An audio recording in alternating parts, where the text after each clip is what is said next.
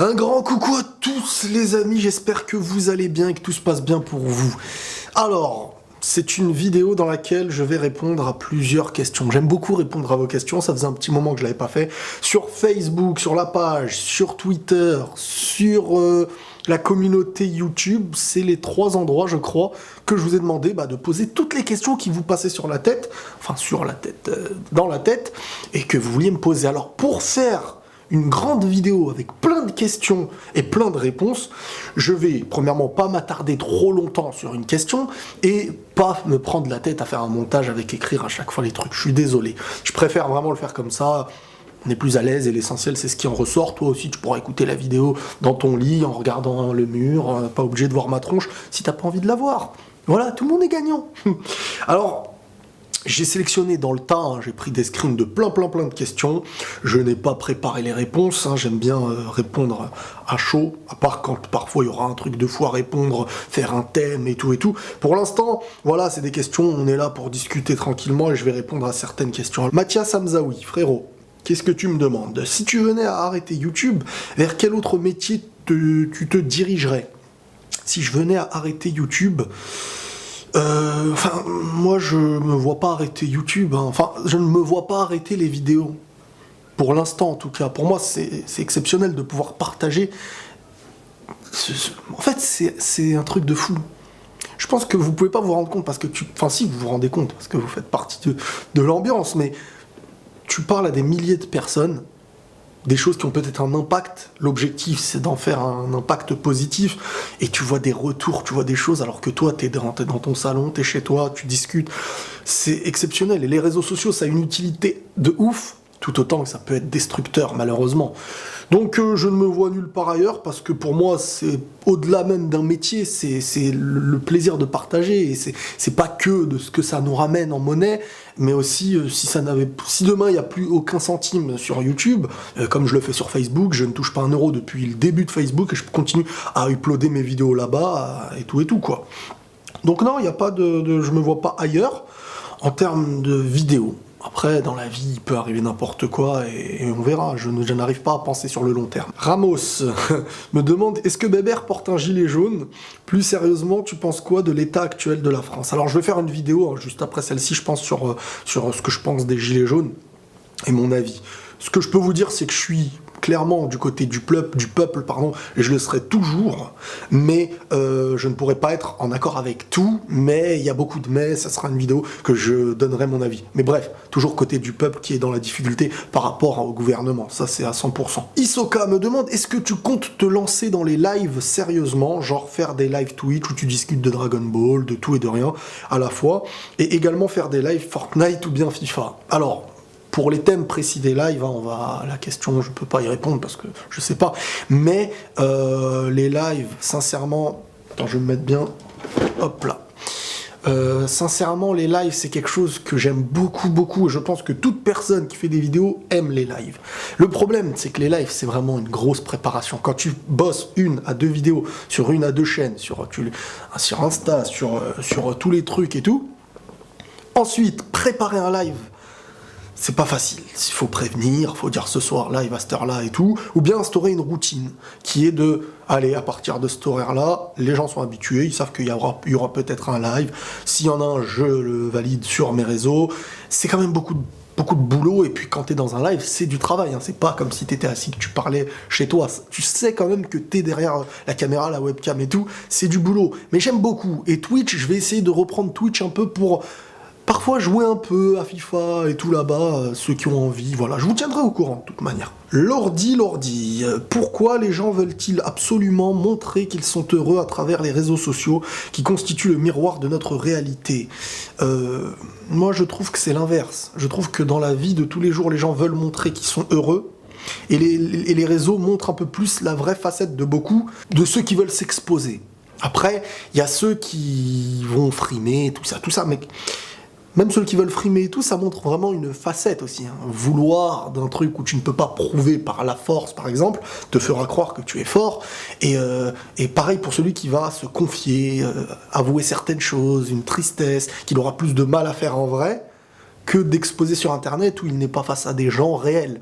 Donc, Il y a deux manières de voir les trucs. Sur Internet, je pense que beaucoup arrivent à exposer des choses, même les vidéos par exemple. Livoreille, que penses-tu des thérapies telles que l'hypnose, l'art-thérapie, Reiki, etc. Alors, franchement, je m'y intéresse pas. Maintenant, si je devais réellement donner un avis sur l'hypnose et tout, moi je trouve que c'est un petit peu spirit, quoi. C'est pas loin de la sorcellerie, on dirait, hein. Je dis on dirait, je dis pas que ça l'est. Mais c'est vrai que je n'y connais rien, donc je peux pas donner d'avis là-dessus. Mais à première vue, quand tu me parles d'hypnose, c'est quelqu'un qui t'hypnotise, donc ça doit être très psychologique, ou après c'est lié à un monde invisible, ou je ne sais quoi. Mais je n'y connais rien, donc ça servira à rien. Après, les thérapies, les trucs comme ça, c'est autre chose. Mais l'hypnose en soi, ça doit être vraiment quelque chose de très profond, quelqu'un qui s'y connaît vraiment dans le cerveau humain, quoi. Yagaline Sinoul, si une fois marié, je te le souhaite, tu devrais faire le choix entre YouTube ou ta femme, qui te poserait cet ultimatum. Que choisirais-tu, jeune berbère tropical? En fait, moi je pense que si j'ai une femme demain, imaginons, elle sera au courant de ce que je fais. Donc logiquement, si elle se met avec moi, c'est avec la conscience de ce que je fais. Moi, je suis pas pour le fait d'aller vers quelqu'un en lui disant « Maintenant, tu fais ça ou c'est moi ». Tu t'es quand même dirigé vers moi, ou on a quand même... Je sais pas, je me suis dirigé vers toi avec un truc que tu faisais, maintenant je veux te l'annuler. Non, moi je pense que... Par contre, bien sûr que peut-être qu'il y aura des choses qui seront dérangeantes pour elle, ou des choses que des trucs qui seront dérangeants pour moi. Tout se fait dans la discussion. Après, l'objectif, c'est de savoir avec, comment dire, de la neutralité, de ne pas prendre les choses avec ego, et de savoir vraiment si sa demande est sérieuse, ou si c'est juste un truc, non, je veux que personne te voie et tout. Voilà, faut savoir aussi discuter entre adultes, voyons. Yako ASN, quelle est la chose la plus importante que tu voudrais accomplir dans ta vie? Être en paix, heureux avec les miens. En paix, voilà, c'est la meilleure des choses. Juju de Lolo, comment fais-tu pour être toujours inspiré, chaque mot à sa place? Trop fort régler ça, c'est très gentil. Non, je ne me considère pas comme un mec qui utilise chaque mot à sa place, et ça, beaucoup d'entre vous pourront le dire, parce que je reçois quand même beaucoup de messages qui me disent « Riles, grammaticalement, tu ne parles pas très très bien ». Et c'est vrai. Je ne parle pas très très bien, je parle le Riles, ça veut dire que j'ai l'air parfois de bien parler, mais je ne parle pas très bien. Je mélange les mots, les conjugaisons, les trucs... non, je ne parle pas très bien, je l'assume et je m'en excuse même. Comment je fais pour être toujours inspiré? Je pense pas être toujours inspiré, croyez-moi que des fois je suis en mode... Mais après, c'est vrai que l'inspiration, faut la laisser faire. Quand tu te dis « je dois l'être », tu ne l'es pas. Et quand tu te dis... que tu laisses couler, tu regardes par ta fenêtre 10 minutes, tu vas être inspiré. Tu regardes un film, tu auras 30 thèmes. Tu vas discuter avec quelqu'un, tu vas dire « Ah oui, ça, faut qu'on en parle ». Et c'est ça l'inspiration, c'est la vie, c'est le fleuve qui coule.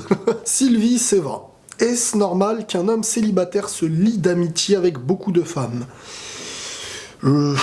L'amitié homme-femme, on y revient, c'est compliqué. Moi, j'ai du mal à y croire réellement. Mais c'est vrai que moi-même, je peux me considérer, avec des gens que je connais, des femmes que c'est pas de l'amour, je ne ressens rien, et je les considère comme des amis. Mais c'est vrai que l'amitié homme-femme, moi, je n'y crois pas trop, sincèrement. Parce que pour l'amitié homme-femme, il faut que tu aies les deux visions.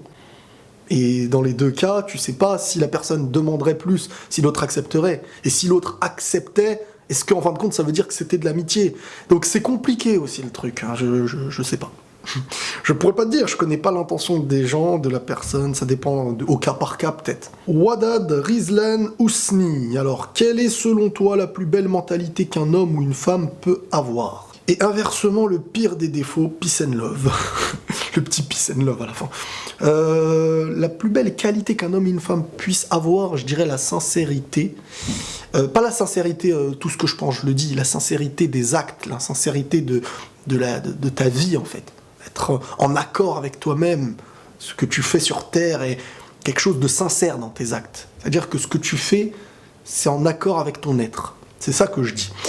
Après, je pense qu'il y aurait la bonté, la gentillesse, mais tout ça qui est lié à la sincérité du corps, de l'âme en fait. En fait, l'une des meilleures choses, c'est de réussir à penser à l'autre comme si on pensait à nous. On pourra jamais vraiment l'avoir, mais le faire le plus possible et réussir à s'en rapprocher, c'est énorme. Maintenant, le pire défaut, moi je pense que c'est ce que j'ai dit, mais à l'inverse. En gros, ne pas avoir ne serait-ce de peine que quand tu fais du mal à quelqu'un. Ça peut en arriver même à devenir un tueur. Parce que tu tues, tu ne penses pas que tu as retiré la vie d'une personne, tu as retiré une personne à sa famille, tu vois, ça, c'est profond. Faire un mal, c'est se dire j'ai fait un mal à quelqu'un, qui aurait pu être moi, qui aurait pu être ma soeur, ma mère, ma fille, peu importe. Et quand tu penses à l'inverse de ça, tu n'as aucune pensée envers les autres, que tu ne te dis pas qu'il y a de la douleur, qu'il y a de la souffrance, t'es tout seul. T'es tout seul et tu veux que nourrir ton estomac à toi, quoi. Et en fin de compte, tu te retrouves un petit peu... sans paix intérieure. Fidèle à moi-même, qui me dit « Où puisez-vous vos sujets assez variés hors actualité et travaillez-vous vos sujets ou est-ce à l'instinct ?» Je dirais que ça dépend des sujets. Beaucoup sont traités à l'instinct, mais est-ce que à l'instinct, ça veut dire que au moment où je lance la caméra, le sujet me vient et j'en parle, ou bien le fait d'avoir le sujet sans l'écrire, tu le considères ça comme l'instinct? Parce que ne pas avoir avoir le sujet, parfois, t'es à la douche, tu as le sujet qui te vient dans la tête. Tu le traites dans ta tête, le truc. Tu sais à peu près les points forts que tu veux utiliser, et après, dès que t'en parles, avec l'habitude, maintenant, j'arrive à le faire. Avant, j'étais obligé de toujours tout écrire. Au début, j'étais obligé de toujours toutes mes vidéos. Si je n'écrivais pas dans une vidéo, je me disais, elle est nulle. Ah, j'ai pas bien parlé, j'ai dit ça mal. Mais maintenant, en fait, le thème me vient. Quand c'est un thème qui mérite vraiment une écriture, qui est très important, quand c'est de l'actualité, souvent j'en parle directement. Quand c'est un thème qui se veut être bien écrit, qui va durer sur le long terme, soit j'en parle, parce que rapidement elle va pas être très longue, soit si c'est une longue vidéo qui mérite vraiment une écriture, je le fais à l'écrit. C'est au feeling, ça dépend, je sens quand il faut l'écrire et quand il faut pas l'écrire. Chouaib me dit... Pourquoi tu ne fais pas ou rarement des collaborations avec d'autres youtubeurs? C'est une question qui me revient souvent. C'est vrai, c'est une réalité. Alors je pense déjà premièrement que je suis un peu un flemmard. Deuxièmement, c'est une responsabilité pour moi aussi de faire des vidéos avec quelqu'un, pour moi comme pour l'autre personne. J'ai une manière de faire qui peut ne pas convenir aux autres. Et devoir imposer à l'autre de ne pas dire ce genre de choses, de ne pas parler comme ça, de trucs, ça me fait pas plaisir, j'ai pas envie. Et chacun parle comme il veut. Mais j'ai peur d'en arriver à faire une vidéo avec quelqu'un, que cette personne dise ou fasse des choses dans la vidéo qui ne me conviennent pas dans ce que j'ai envie de mettre en ligne, et qu'en fin de compte, après, je dois lui dire, bon écoute, on va pas le faire, on va le truc. C'est tous ces petits trucs qui pourraient me déranger, en fait. C'est tous ces petits trucs qui pourraient me déranger. Et puis, au début, je voulais pas utiliser les gens pour me faire connaître, je voulais qu'on me connaisse pour ce que je fais. Aujourd'hui, maintenant que j'ai quand même un assez grand public, ça me dérangerait moins de faire avec certaines personnes. Après, je connais des gens, des gens comme Ibra TV, c'est la famille, je sais que demain, je le contacte, on fait un truc à deux, il y a plein d'autres personnes que je connais, des mecs comme Gaki et tout, je sais que ce serait très intéressant, je pense. Après, il faudrait voir sur le long terme, qu'est-ce qu'on a envie, il faut pas que ce soit je fais une vidéo avec un tel pour dire que j'ai fait une vidéo avec un tel, ou inversement, mais ce serait vraiment quelque chose de construit qui aurait une importance. Mais sur le sujet du foot, des reviews de matchs, des trucs comme ça peut le faire. Je pense qu'à plusieurs, tu peux débattre de foot, c'est un truc que tout le monde fait, ça peut être intéressant. J'y réfléchis et ce que tu me dis me donne envie d'y réfléchir encore plus. Genki me dit, tu es plus foot ou plus animé? Difficile pour moi aussi. Bon, en fait, c'est pas spécialement difficile. Moi, dans la vie, il y a des gens qui se posent la question, par exemple, avec leurs amis, en se disant « ça, c'est mon meilleur ami. Ça, c'est le deuxième meilleur ami. Ça, c'est... » Moi, dans la vie, ce que j'aime, je l'aime. Je mets pas d'échelle. Je me dis pas « je préfère ça ou ça ». Parce qu'en fin de compte, ça n'a aucune importance de savoir que je préfère cette personne à l'autre ou que je préfère cet animé au sport, au manga ou peu importe. Donc, en fait, j'aime le foot dans le réel, parce que c'est quelque chose de réel, c'est du sport, c'est collectif, c'est tactique, c'est une passion depuis toujours. Et ce qui est animé, manga et tout ça, c'est plus quand tu es à la maison. Ce sera jamais quand tu es dehors. T'en parles et tout, mais tu le pratiques pas ou tu le regardes pas dehors. C'est vraiment quand t'es en pêche et toi, tout seul, tu te poses ça. Et voilà, c'est deux trucs différents. C'est comme si je te disais, est-ce que t'aimes les frites ou que tu préfères dessiner? Tu vois, tu te dis... C'était Foot me dit, avec tes bonnes connaissances en football, t'as déjà pensé à être entraîneur dans le club amateur de ta ville? C'est très gentil. Dans le club de ma ville, il y a des très bons entraîneurs. Et je pense pas pouvoir être meilleur entraîneur qu'eux. Mais c'est vrai que coacher, apporter un style, une tactique et faire en sorte de voir comment elle serait reproduite, j'aimerais, c'est vrai. Mais je suis un flemmard en fait, faut passer ça, diplôme, examen, truc, moi ça me fait arrêter avant de commencer ce genre de truc. Donc je ne pense pas. Valen37 me dit, as-tu une fois l'envie d'arrêter YouTube? Non, je n'ai pas eu... Non, ça fait partie de mon quotidien. C'est vraiment... au-delà de ce que ça peut m'apporter financièrement, vraiment, non, c'est... Et vous verrez, si un jour YouTube arrête la monétisation, vous verrez que je serai là. Après, on ne sait pas l'avenir. Peut-être que dans ma vie, il se passera des choses qui font que... Mais avec l'état d'esprit actuel, ça ne change rien. C'est une passion partagée. Alors, il y a Taïou qui me dit « Salam Riles, ma question... Est-ce que les mangas t'ont déjà fait apprendre ou comprendre des choses de la vie ?» Salam Loubar. Alors, en fait, tout peut t'enseigner. Manga, film, quelqu'un qui traverse la rue, un animal, tes parents, tes enfants si t'en as, à l'école ou en dehors de l'école, tout est un enseignement de la vie. Tout, même la mauvaise action que tu vas voir, c'est un enseignement de la vie pour moi. Donc, les mangas apportent des choses, parfois la vie apporte au manga, le manga le retransmet avec une sagesse, et puis c'est asiatique, japonais, c'est vraiment un univers très philosophique, les arts martiaux, mais plus dans la profondeur parfois aussi, dans l'enseignement, dans l'art que ça en est, et c'est un enseignement, mais tout est un enseignement en fait. On peut pas me dire, les mangas m'enseignent la vie, et le reste c'est trop neutre. Non, tout. Pour moi, tout. Akatsuki me dit, tu préférerais devenir un joueur du Real ou devenir une légende du Barça et gagner tous les trophées et titres individuels? Ça, c'est le genre de question qui veut te pousser à être pour celui qui veut les trophées, les trucs. Mais non, moi, je voudrais être joueur du Real à 1000% et faire en sorte que je gagne là-bas. Pourquoi? C'est-à-dire, à l'avance, je dois me dire, je vais jouer au Real en perdant tout, et si je joue au Barça, je gagne tout. C'est des questions pièges, ça, je rentrerai pas dans le piège. Ménélia83 me dit, Riles, comment gères-tu le fait que tu sois reconnu dans la rue? Des anecdotes peut-être par rapport à ça, merci, bonne continuation. Merci. C'est un truc que j'aime pas. Je vais être honnête, ça me fait plaisir de voir les gens et tout, mais si tu me laisses le choix en me disant je sors de chez moi, bon attention, quand je dis je suis pas non plus quand je sors de chez moi tout le monde court, non, c'est vraiment pas ça. Mais c'est vrai que si tu me donnais deux choix, ne jamais être reconnu et être toujours reconnu, je préfère largement ne jamais être reconnu. Moi, je sors de chez moi, j'ai une sale tronche, j'ai des cernes, je viens de me réveiller, on te reconnaît, certains te reconnaissent. Un truc, on peut prendre une photo, purée, la photo que t'auras de moi, ça va être une sale tronche, prends un screen, dans la vidéo, c'est mieux. Non, mais ça me fait plaisir parce que je sais qu'il y a des gens qui apprécient ce que tu fais. Mais quand c'est fait avec pudeur et calme, salut, ça va, truc, j'aime bien ce que tu fais, ça me fait vraiment plaisir. Quand c'est fait en mode on commence certains à crier de loin et tout, limite je calcule pas. C'est pas pour faire la star, je suis pire que la personne qui m'appelle, mais un peu de tenue, un peu de pudeur, un peu de calme. C'est tout, dans la tranquillité, dans la rigolade, c'est un plaisir. Mais c'est vrai que moi je préfère être dans mon monde, quand je suis chez moi ou en dehors, et ne pas être au milieu ou au-dessus de je ne sais quoi. Voilà. Mais je ne peux que remercier les gens qui me suivent et qui aiment ce que je fais. Donc, en aucun cas, c'est une critique envers eux. Alors là, le pseudo est très compliqué. Glet et Tsetchum. Donc, je peux pas le lire. Hein. Ça, c'est dû être quelqu'un, il est tombé sur le clavier au moment de l'inscription. Peux-tu nous expliquer d'où vient cette phrase « la paix sur vous » que tu cites à chaque fin de vidéo? J'aime beaucoup, ça change des « abonnez-vous », pouce bleu en fin de vidéo. Bah ça veut dire « abonnez-vous » et « pouce bleu » en même temps. Non, je rigole.